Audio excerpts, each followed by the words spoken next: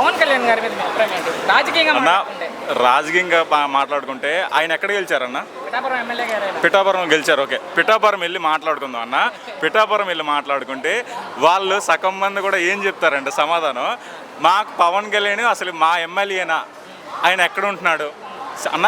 MLA అనేటప్పుడు సినిమాలు ఆయన ప్రొఫెషన్ అన్న, సినిమాలు అనేది ఆయన ప్రొఫెషన్. అలా అని చెప్పి ప్రజల్ని అన్యాయంగా ద్రోహంగా చేయకూడదు కదన్న. పిఠాపురంలో ఏం చేస్తున్నారు చెప్పండి, ఒక ఇది చేశానని చెప్పండి. వాళ్ళు చెప్పేది అంటే ఎమ్మెల్యే కనపడకపోయినా మంచి కనపడితే చాలు, ఆయన జీతం కూడా అక్కడ పిల్లలకి ఇచ్చేస్తున్నారు పవన్ కళ్యాణ్ గారు, అనాథ పిల్లలకి. మీకు ఐడియా ఉందో లేదో? అవునవునవునా, పిఠాపురంలో ఎలాంటి అభివృద్ధి జరగలేదు అంటారు ఈ 2 ఏళ్లలో? అన్న నేను చెప్పకూడదని, ఎందుకంటే నేను పిఠాపురం మనిషి కాదు కాబట్టి. పిఠాపురం నుంచి వచ్చే న్యూస్ నుంచి నేను చూసే న్యూస్ ఎలా ఉందంటే, మాకు పిఠాపురంలో ఎందుకు ఆయన వచ్చాడు, ఆయన ఏం చేస్తున్నాడు, చేసే ఏది కూడా లేదు. సరే, ఈ రాష్ట్రానికి ఆయన ఇప్పుడు ఉప ముఖ్యమంత్రి, 5 శాఖలకు మంత్రి పవన్ కళ్యాణ్ గారు. అవును. ఈ 2 ఏళ్లలో మంత్రిగా కావచ్చు, ఉప ముఖ్యమంత్రిగా ఎలా అనిపించింది ఆయన పనితీరు? అన్న ఆయన పనితీరే నాకైతే ఏం కనిపించలేదన్న.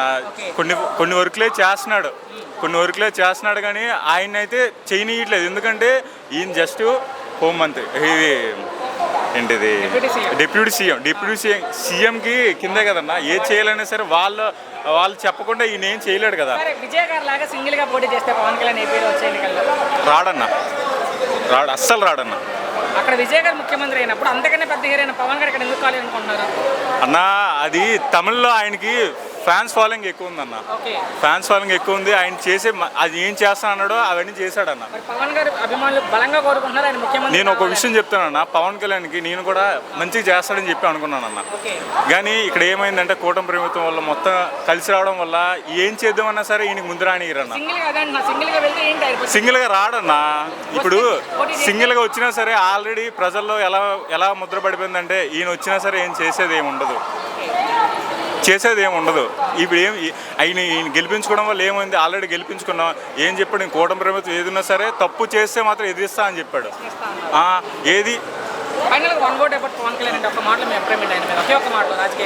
నా రాజకీయ పరంగా ఇంకా ఆయన ఏంటంటే నేర్చుకోవాలన్నా, ఇంకా రాజకీయ పరంగా సినిమాల్లో ఎంత మెరుగ్గా వచ్చాడో అలాగే రాజకీయంలో కూడా అంత మెరుగ్గా వస్తే బాగుంటుంది అన్న.